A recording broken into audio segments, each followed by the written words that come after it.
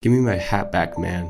The hallway traffic is buzzing like a chaos of katydids, jocks, band geeks, and loners all wear the same navy blue blazers, sucking all the culture out of this place. You can only tell who's in what clique by the clusters that form in front of the lockers and by the fact that jocks wear their blazers open. My brother doesn't wear the blazer at all. He wears whatever he wants. I stop walking when I see him arguing with my chem teacher. Mr. Shaw is holding my brother's snapback out of reach. No hats in the building. It is against the dress code. It's not a hat, it's a headband. Show me where the dress code says no headbands, bruh. Benji is 5'11", but Mr. Shaw is a giant at 6'5" and can hold the hat higher than most people. His jacket sleeve forms a curtain that hangs over Benji's face as Benji jumps up to grab it. It's a loud and humiliating sight, which would be worse if people actually knew that we were brothers. You couldn't guess it because Benji's heavy like a linebacker, with a warm beige skin tone and a smooth wave pattern. I'm 2 inches shorter, skinny as a pole, with a golden brown skin and 2 different hair textures, nappy on the side, curly on top. Mr. Shaw is guiding Benji in the direction of the principal's office as I slip into my first class. Benji's arguing the whole time, not letting it go, asserting his right to dress how he wants. Sometimes I wish I could be like him, more in charge of myself.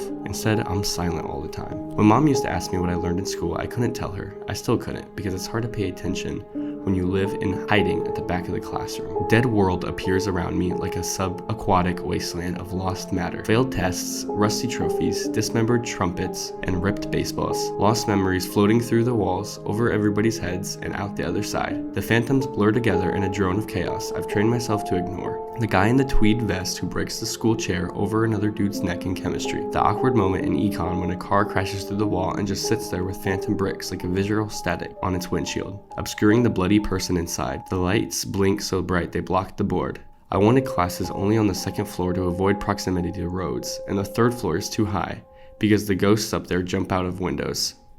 I am always focused on drawing. My notebooks are filled with demented sketches that normal people would call weird. Robots with spider legs and worms crawling out of eyeballs. Eyeballs with giant bellies. A boy with a bloated, bleeding heart for a head. The final bell brings me home. The glockenspiel does its ding-dong thing, and my eyes awaken to my second reality, the one where the ceiling lights blast through ghosts so hard I can barely see them, and the world is replaced by kids who don't know my name.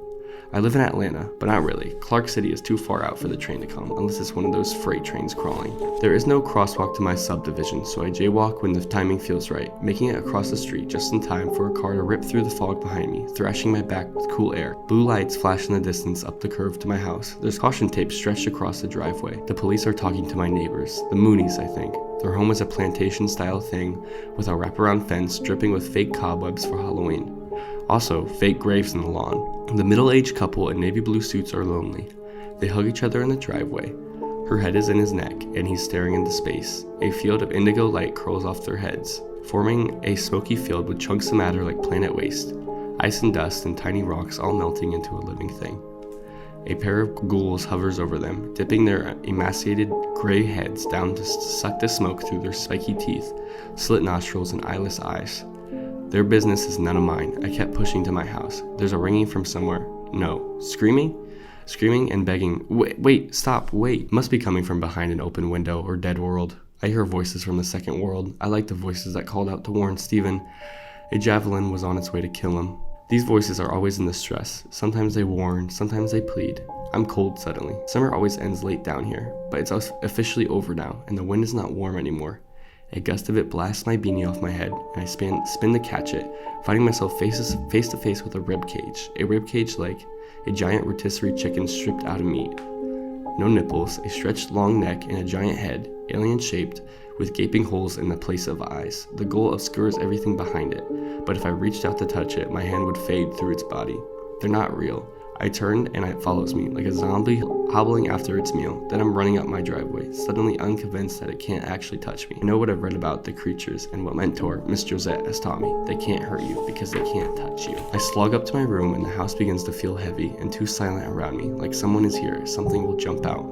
No one's here. I'm in my room, turning my book back upside down. Textbook pens and worksheets fall free in a frenzy on my mattress. I lift the blinds up and watch the blue house at the end of the street. Police lights reflect in the second-story windows. Strange, I never thought the richest kid in our community would be the one to die. I collapse on the mattress and watch the globe-like light fixture. The final daylight surrenders the dark trap out of night. Echo mist creeps at my periphery, snake-like and sinister. It's the matter that eats ghosts as the seasons turned, nibbling on their fading bodies, burrowing inside of them like termites. It's what makes all loops end. Eventually, it's everywhere and nowhere at once, coating the carpet, thickening the air with the glittering fibers.